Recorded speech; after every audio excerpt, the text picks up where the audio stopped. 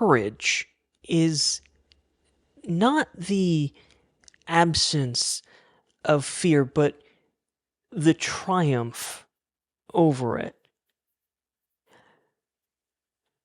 Distraction and writing, distraction-free writing, it's similar, I think. You know, I've written novels. I just finished a feature-length screenplay, one of many that I've written, and I have worked in all kinds of environments, including noisy, hectic, chaotic, major print newsrooms. Distractions, they can't be avoided. Yes, social media and our magic glass rectangles are designed to grab hold and bleed our attention dry until we are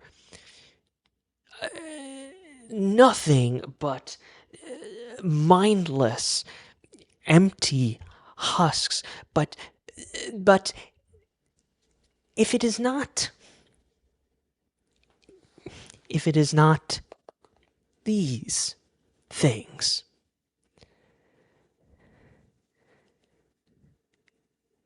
it's something else, right? It's television, it's family, it's children and pets. It's the fucking weather. It's a good book, a bad movie, politics, war, love, a new romance. Distractions are everywhere, and they cannot be avoided, only conquered. And that's why the Astrohaus Freewrite, this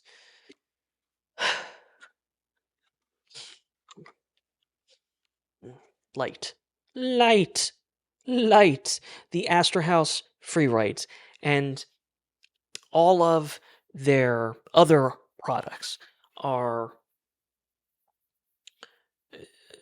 total fucking bullshit.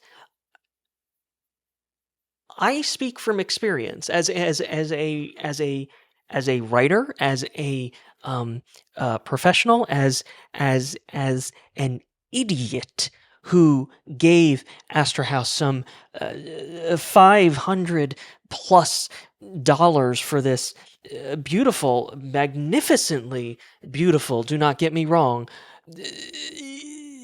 paperweight. I had used this extensively, enough to form an educated opinion on it.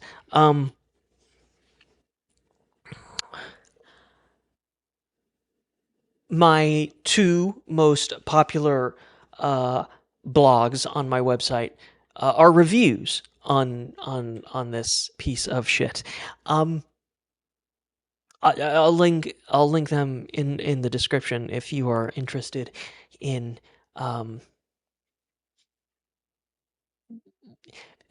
but the point of this video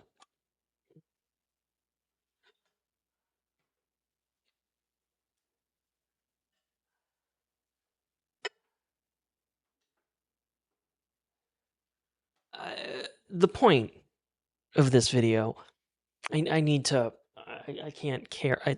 It's a paperweight. It's so fucking stupid. The point of this video is that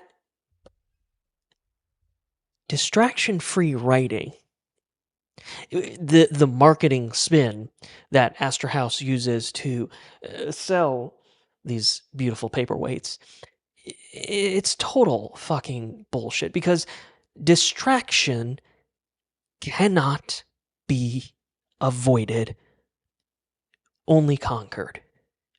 And paying upwards of $1,000, depending on the model, for a beautifully designed but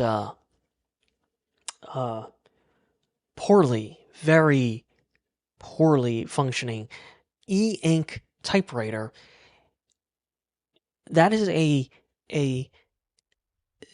magnificently stupid way to conquer distractions. Because, like creative motivation,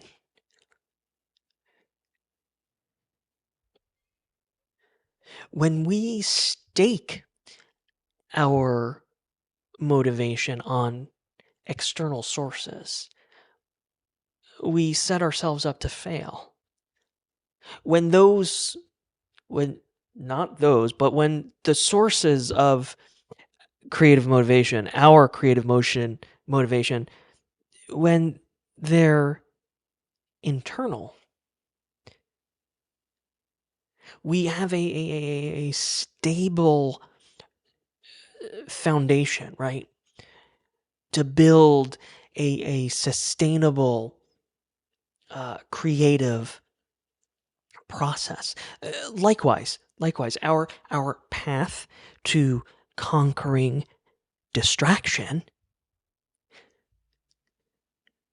must begin internally. It begins with focus and discipline and developing structure and routine and cultivating our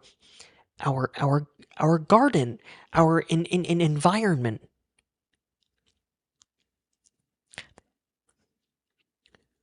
Cultivating our environment to be as nurturing and supportive and welcoming and sustaining of every little creative seedling.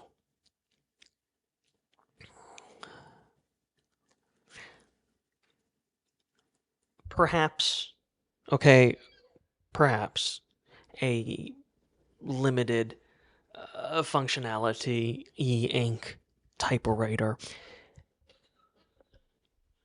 So squeaky. Perhaps a typewriter like this has a place in your garden. Uh, no judgment. If you have one, if you use it, if it works for you, cool. No judgment. This has no place in my garden. It is, it's useless. It's shitty. It's bullshit, and it is useless. As much as I love, fucking adore the concept and the technology, the e-ink. I really, I own it. I spent my money on it.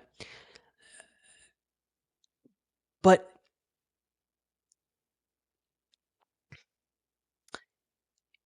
if you think something like this does fit your garden, please, please, please,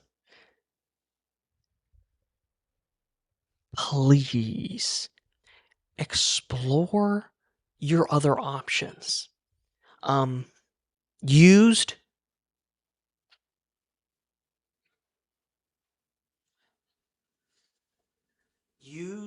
Used Alpha Smarts. um, are pardon the dust. It is used. It sits on the shelf. I don't use. I don't. It is. It. I have used it. I don't actively use it. Um, these are infinitely more functional than that, and typically at a fraction of the cost. But, but, but, I would still challenge you. I would challenge you. Get productive. Cultivate your garden with whatever it is you currently have. Find an internal source of motivation, focus, discipline, structure, ritual, routine, and see how it goes. See how distractions melt away when you finally transcend and are carried away in in a state of blissful, pure flow.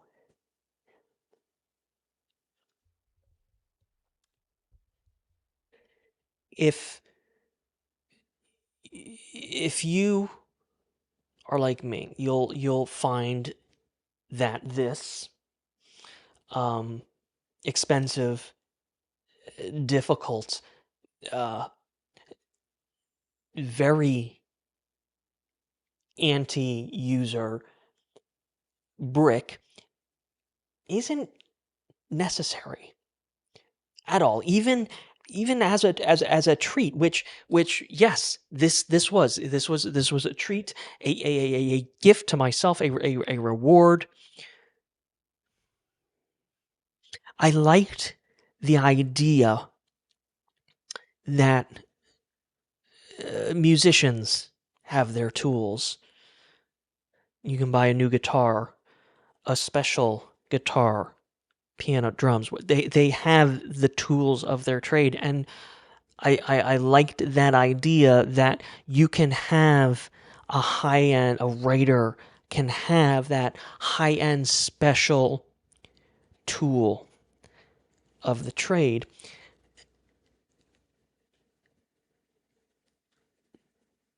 But it turned out this product to be far more of a hindrance to that essential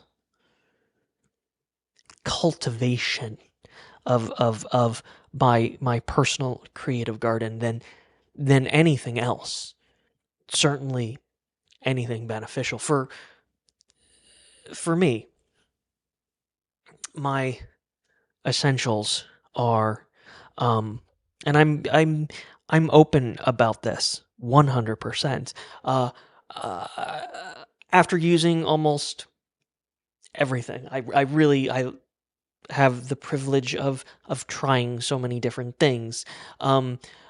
My personal essentials are uh, for writing a MacBook Air, um, a wonderfully simple text application called IA Writer. This it has this magnificent um,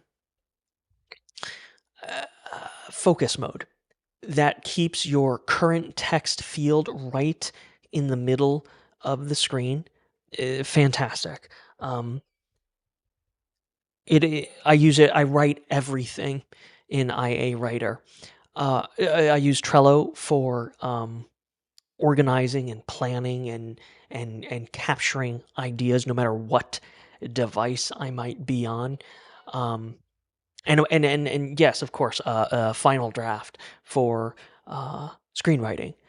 More importantly, more importantly, writing material, story, stories that mean something to me. Committing time and space. Uh, I have a desk in the other room right beyond that wall, where it sits in front of a big window that overlooks the backyard and the little water. Uh,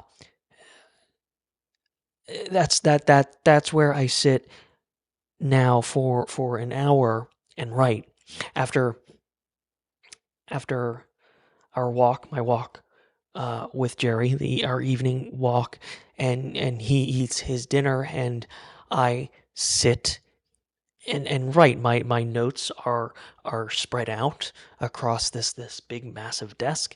My research and reference and outlines, and the computer sits in the middle. And yes, music. There, mellow, chill music, background, non-distracting. Um, realizing realizing that. Uh, like the most complex Lego creation. Um, every every story is built, is crafted. A single word at a time. Every word written even if it's just a word, it's a step forward. It is progress. So when I'm sitting there, when I am writing for that hour, or until Jerry allows me, or until Jerry interrupts me, needs his attention, it doesn't matter what progress I made, as long as there is any progress, and the momentum builds. Also, this is super important. Um, uh, Very essential. Writers have this amazing, unique ability to print their work and have this um,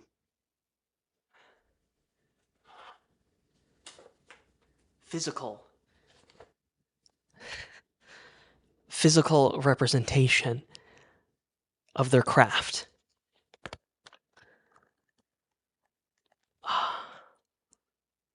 The physicality of it, finishing a chapter and printing it off. There's there's nothing quite like it. The acknowledgement of that accomplishment. I wrote that, a a trophy. Musicians wish they had it this good. Um, Sorry, Jerry. Hi, Bubba. Hi. Um, Suffice it to say, the work on my novella, Gordon Wagner Wants an Ice Cream, it, it's going well. I did freeze up about halfway through, and then the screenplay I wrote as I've shared, got the juices going again. The structure, the routine, the ritual, and now I am halfway through the back half of the Gordon Wegner story, and holy fucking shit.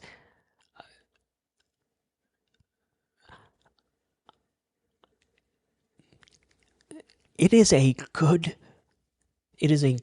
fucking feeling. I mean, I still haven't heard from that indie film producer um, who commissioned the screenplay in the first place. But that I can't, I can't, I can't, I can't, I can't, I can't, I can't, I can't, I can't. I really, I can't, I am. Uh, what I want to do, I haven't done my uh, dramatic reading in a bit, and I have this. Again, I'm just so immersed right now in Gordon Wegner, and it's coming along so well. So what I have today is um, a little section from chapter 10. Every chapter is named after a flavor of ice cream, and chapter 10 is butter pecan. So this is a section from this is an excerpt, a dramatic reading from uh, Gordon Wegner. This is new material. Very fucking very very fucking exciting. He knew it wasn't true. He knew it was absurd. He also knew he couldn't help himself. Gordon Wegner felt like he was being led to his own execution. It was a path paved with unspeakable horror and would leave him gasping for oxygen and filling his lungs with nothing but despair. The path was laid with bricks carved from full body exhaustion and unending, incomprehensible chronic fatigue. A web of interconnecting mortar mixed with a brain fog that bore an uncanny resemblance to Alzheimer's disease. But don't worry, because the heart disease, stroke, or clots would probably kill you first. After parking alongside one of those compact electric smart cars, an impossibly tiny two-door vehicle that was dwarfed by the massive SUV, Gordon allowed Gloria to lead him into the heart of the park. He was so distracted with his own nervous anxiety that even the outrageous white and green electric colors of the tiny car made no impression on him. And how could it?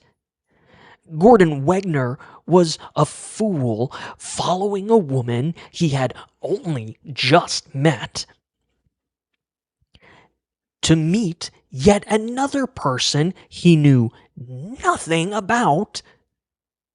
A person who could very easily be a Trump-loving, anti-vax, mask-hating, doorknob-licking fruitcake hell-bent on denying the pandemic, just in from rubbing literally every shoulder at all the theme parks right after breathing all the virus-laden air from all over the world at Orlando International Airport.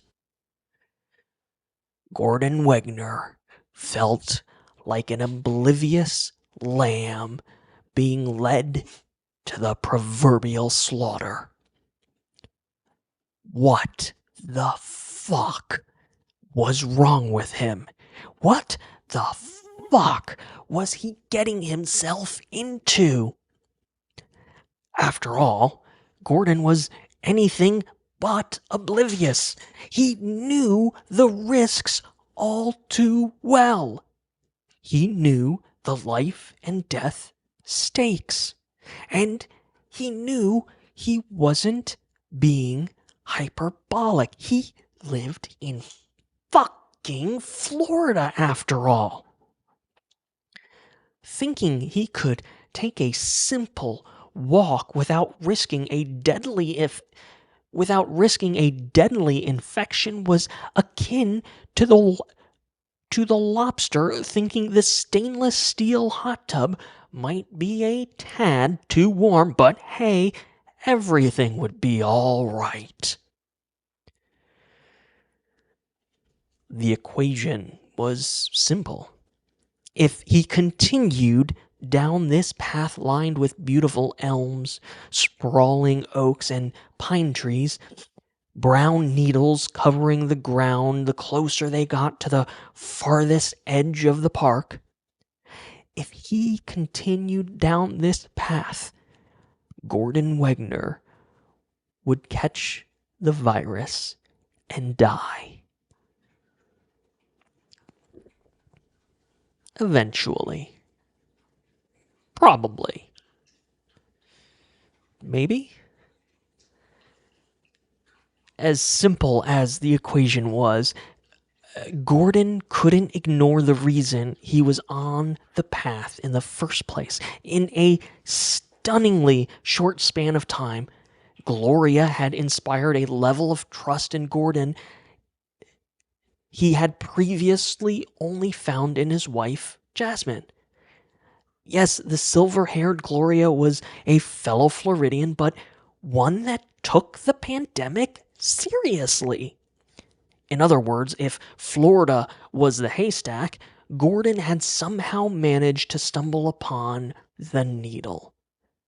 And Gloria's pandemic precautions weren't simply a product of anxiety-driven panic and doom prepping. She was a shrewd, intelligent, and with her son in the hospital on a ventilator, intimately familiar with the dangers of the pandemic.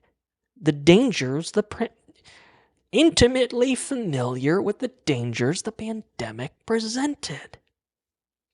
To say nothing of Gloria's AARP membership, her elastomeric mask, and her status as one of Florida's few and proud vaxxed. If this odd, elderly woman was comfortable traversing the park, leading Gordon farther and farther away from the safety of his happy little backyard bubble, then Gordon couldn't help but feel his raging anxieties ease. At least,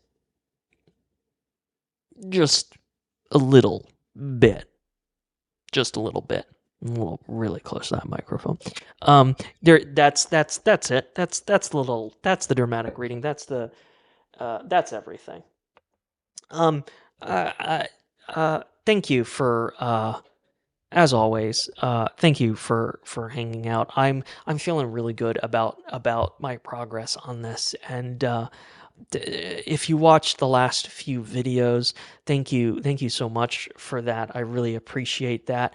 If you made it this far in this video, if you're not subscribed, please do so. It really helps. Please like the video. If you got this far in the video, you owe it to yourself to like the video. Also, if you have made it this far and you enjoy the sound of my voice for some reason, please check out my audiobooks. They are free on YouTube, ad supported. The more you listen, the more revenue comes to me. It is super appreciated. As always, thank you for hanging out.